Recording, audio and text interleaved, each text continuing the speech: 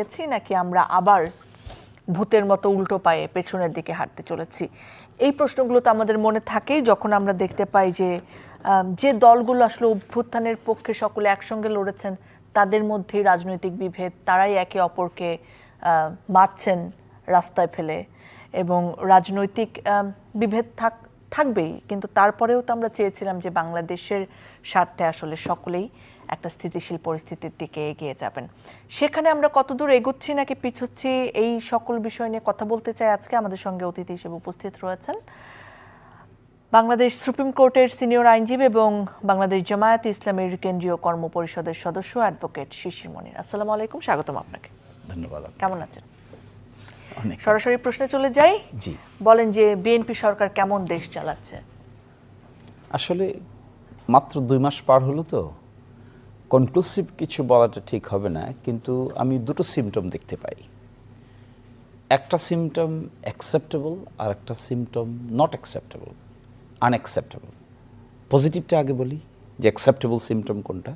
Acceptable symptom আমি দেখতে পাই যে প্রাইম মিনিস্টার ইন্ডিভিজুয়ালি বেশ কিছু ট্র্যাডিশন ব্রেক করতে চাচ্ছেন। তিনি প্রোটোকল ব্যবহার করেন কম, তিনি সাশ্রয়ী হতে চান, তিনি নিজেই কোদাল দিয়ে মাটি কাটতে চান, কেটেছেন। তিনি সময় মতো অফিসে চলে যান, অনেক রাত পর্যন্ত অফিস করেন। এগুলো দেখে মনে হয় this is a good approach, standard approach. আবার অ্যাট দ্য সেম টাইম 5ই আগস্টের পরে যে সেটেলমেন্টটা করেছিলাম আমরা, ঐকমত্য কমিশনের যে সিদ্ধান্তগুলো হয়েছিল, হওয়ার পরে একটা প্রেসিডেন্সিয়াল আদেশ জারি হয়েছিল যার ভিত্তিতে নির্বাচন হলো এবং গণভোট হলো। নির্বাচনের রেজাল্ট হলো পার্লামেন্ট, এটিকে তারা মানছেন। গণভোটের রেজাল্ট হলো সংবিধান সংস্কার পরিষদ, এটিকে তারা মানছেন না। না মেনে একটা কনফিউশন ক্রিয়েট করেছেন। এই কনফিউশনটা ক্রিয়েট করাটা তাদের ঠিক হলো না, স্ট্র্যাটেজিক্যালিও ঠিক হলো না, প্রকৃত অর্থেও ঠিক হলো না বলে আমার অ্যাসেসমেন্ট। আমি মনে করি অভ্যুত্থানের পক্ষের যারা ভূমিকম্প সহনীয় মোস্ট ডিউরেবল দেশের প্রথম থার্মেক্স রড সালাম স্টিল। সালাম স্টিল বোঝে ডিউরেবিলিটি। সালাম স্টিল মোস্ট ডিউরেবল স্টিল। পার্লামেন্টে আছেন, সরকার কিংবা ফর কিংবা এগেনস্ট, এই সমস্ত ব্যাপারে এখনই মিসআন্ডারস্ট্যান্ডিং তৈরি করাটা ঠিক হলো না।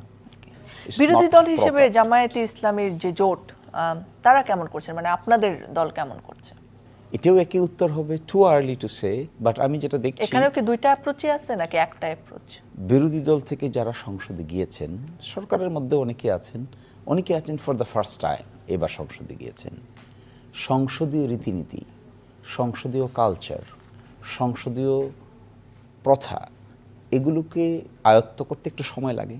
প্রথম দিন যখন পার্লামেন্ট শুরু হলো তখন বিরোধী দলের যেমন পারফরমেন্স ছিল, আজকে এসে কিছু ইমপ্রুভ হয়েছে, এবং যে বিষয়গুলো তারা 68 বিধিতে কিংবা 71 বিধিতে পার্লামেন্টের ভিতরে তোলার চেষ্টা করেছেন কিন্তু সেটেল হয়নি, টকড আউট হয়ে গেছে, সেই বিষয়টি তারা পার্লামেন্টের বাইরে পাবলিক ডোমেইনে অপিনিয়ন ফর্মুলেট করার চেষ্টা করছেন। তারা জনগণকে সাথে নেওয়ার চেষ্টা করছেন, প্রেশার ক্রিয়েট করার চেষ্টা করছেন। ফলে এজ অফ টুডে আমি বলতে চাই দিস ইজ বিরোধী দল মোটামুটি রাইট ট্র্যাকে আছে। বাকিটা নির্ভর করবে সরকার এবং বিরোধী দলের কর্মকাণ্ডের ধরনের উপরে, বিশেষ করে তেল এর সংকটটা নিরসনে যে ধরনের জাতীয় প্রবলেম হিসেবে আইডেন্টিফাই করে একটা জয়েন্ট কমিটি গঠন করেছেন, প্রস্তাবটা বিরোধী দলের নেতা দিয়েছেন, এটাকে আমি মনে করি this is positive sign. National issue তো ন্যাশনাল ইস্যু, তেল তো কোনো দলের না, কোনো সরকারের না, কোনো পক্ষের না, সকলের। সুতরাং it has to be solved in a combined form. এই approach is a good approach. আবার ছাত্রদের মধ্যে বিভিন্ন ইউনিভার্সিটিতে যেগুলো হচ্ছে, this is not acceptable. Okay, তো এই জায়গায় যখন আসলেন, মানে গুপ্ত রাজনীতি আসলে কি শিশির মনির? মানে গুপ্ত রাজনীতি চলবে না, প্রকাশ্য রাজনীতি করতে হবে, কেন শিবিরের সাথে গুপ্ত রাজনীতিটা যাচ্ছে এবং কেন আপনারা কমিটি বিভিন্ন জায়গায় প্রকাশ করছেন না? এখন একটু বলেন গুপ্ত রাজনীতি। আমার কাছে খুব ফানি মনে হয়। আমার কাছে মনে হয় যে দেশে এত প্রবলেম থাকতে, এত কিছু থাকতে, ছাত্রদের এত ক্রিয়েটিভ এনভায়রনমেন্ট ক্রিয়েট করা, এগুলো বাদ দিয়ে কে সুপ্ত কে গুপ্ত এই আর্গুমেন্ট করে কি ফায়দা হবে? না, এটা তো একটা গুরুত্বপূর্ণ ইস্যু বটে। মানে ধরেন বিগত সময়ের রাজনীতি এবং ছাত্র রাজনীতিকে তো আপনি ফালাই দিতে পারবেন না। এখন গুপ্ত মানে ধরেন লুকায় থেকে বা অন্য দলের ডিসগাইজ থেকে রাজনীতি করার প্রয়োজন কি সত্যি সব সময় পড়ে, নাকি আসলে লড়াই করে নিজের পরিচয়ে রাজপথে থাকা উচিত? আচ্ছা বলেন তো, একটা রাজনৈতিক দলে নানান কিসিমের লোক থাকতে পারে না? বিএনপিতে আছে এরকম, জামাতে থাকতে পারে, ছাত্র দলে থাকতে পারে, ছাত্র শিবিরে থাকতে পারে, মন থেকে ভালোবাসে এরকম থাকতে পারে, প্রকাশ্যে রাজনীতিতে আসবে এরকম থাকতে পারে, আবার অ্যাক্টিভ হবে না এরকম লোকও থাকতে পারে, অ্যাক্টিভ হবে এরকম লোকই থাকতে পারে। এটাই তো একটা রাজনৈতিক সংগঠনকে ডাইভার্সিটি দান করে। এখন আপনি কেউ যদি বলে আপনার কতজন লোক আছে সব প্রকাশ করেন, আমি কি জানি আমার কতজন লোক আমাকে মন থেকে সাপোর্ট করে? সব কি জানা সম্ভব? আমরা যারা কমিটিতে থাকা তো আলাদা জিনিস। হ্যাঁ, যারা প্রকাশ্যে কাজ করছে, ইলেকশন করছে, মিটিং করছে, মিছিল করছে, তাদেরকে দেখা যাচ্ছে না? তারা তো আছে এখানে। আপনি তার সঙ্গে ডিল করবেন, তাকে কে ভালোবাসে কিংবা তাকে কে সাপোর্ট করে, কোন জায়গায় বসে তার মতাদর্শের লোক আছে, এটাকে খুঁটিয়ে খুঁটিয়ে বের করা তার দায়িত্ব। এটা আমি বলতে পারি, আপনার কথা আমি বলতে পারি। এটা আপনার জীবনে সাপোর্টার থাকা এবং আপনার কর্মী হিসেবে থাকা, দলে থাকা, সেটা তো আলাদা বিষয় আছে। মানে ধরেন জামাত শিবির কিংবা মানে জামাত এবং শিবির, তাদের সব কমিটি কি প্রকাশ্যভাবে আছে আপনাদের? অবশ্যই। আপনি একটা জিনিস দেখেন তো, কত লোক বিএনপির কর্মী আছে আপনি জানি, আমরা জানি। আপনি কোনো লিস্ট পাবেন?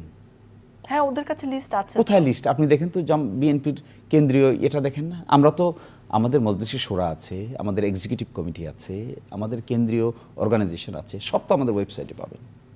লিস্টে গিয়ে দেখেন, মজলিস শোরার সদস্য ছাত্র শিবির গিয়ে দেখেন কারা কার্যকরী পরিষদে আছে, কার্যকরী পরিষদে অতীতে কারা ছিল, কারা কেন্দ্রীয় সভাপতি ছিল, কারা সেক্রেটারি জেনারেল ছিল, সব তো আছে। এবং ঢাকা বিশ্ববিদ্যালয়ের ওয়েবসাইটে গিয়ে দেখেন তো, শিবিরের কমিটির তালিকা দেওয়া আছে ওখানে। এখন কেউ যদি বলে যে অমুক জায়গায় আপনার অমুক লোক লুকিয়ে, এটা কোনো কথা? আমি ভেবেছিলাম 5ই আগস্টের পরে কম্পিটিশনটা হবে যে কে কার চাইতে বেশি ক্রিয়েটিভ কাজ করতে পারে, কে কার চাইতে বেশি ছাত্রদের মনোযোগ আকর্ষণ করতে পারে। আমরা তো ছাত্র ছিলাম বিশ্ববিদ্যালয়ে, আমরা তো দেখেছি কেউ যদি ভালো বক্তৃতা দিত আমরা অ্যাট্রাকশন ফিল করতাম, কেউ যদি ভালো বিতর্ক করতে পারতো আমরা অ্যাট্রাকশন ফিল করতাম। ইটস ট্রু, নো ম্যাটার সে কোন দলের, এটা কখনো মাথায় আসে নাই। আমি ডিইউডিএসে একজন নিয়মিত ঢাকা ইউনিভার্সিটি ডিবেটিং সোসাইটির মেম্বার ছিলাম। আমরা দেখেছি কোনো একজন বড় ভাই যে দলেরই হোক না কেন, লেফট হোক রাইট হোক, ওয়ে অফ প্রেজেন্টেশন দেখে আমরা অ্যাট্রাকশন ফিল। আপনি কি ছাত্র জীবনে শিবিরের সাথে জড়িত? হ্যাঁ ছিলাম, আমি শিবিরের ঢাকা বিশ্ববিদ্যালয়ের সভাপতি ছিলাম, আমি সেক্রেটারি জেনারেল ছিলাম সারা বাংলাদেশে। প্রকাশ্যে রাজনীতি করেছেন? ঢাকা বিশ্ববিদ্যালয়ে ছিলাম আমরা। তো আমরা ডিইউডিএসে যখন যেতাম, আমরা যখন দেখতাম একজন খুব গুড পারফর্মিং, স্মৃতিতে আমাদের এটা থেকে যেত। আমার এখনও মনে পড়ে, ওই সময় ছাত্রলীগের সংগঠনের সঙ্গে যুক্ত ছিলেন এক ভাই, যিনি প্রতিদিন আমরা দেখতাম ঢাকা ইউনিভার্সিটি সেন্ট্রাল মসজিদে ফার্স্ট কাতারে গিয়ে নামাজ পড়তেন। এটি দেখে আমরা একটু অবাক হয়ে তাকাই থাকতাম, আরে লোকটা এত পাংচুয়াল। আমি এফরমান হলে ছিলাম, আমাদের হলের টিমে খেলতো যারা ফুটবল, তাদেরকে আমরা আইকন মনে করতাম। ক্রিকেট টিমে যারা খেলতো, এফরমান হল জহুরুল হল পাশাপাশি, এইটাকে ওখানে খেলতো, ওটা এসে এখানে খেলতো, আমরা সাথে সাথে যেতাম, আমরাও খেলতাম, অংশগ্রহণ করতাম, দেখতাম কি সুন্দর করে বলে শট মারে। আমি ব্যক্তিগতভাবে মনে করেছিলাম 5ই আগস্টের পরে এই ধরনের পরিবর্তন হবে।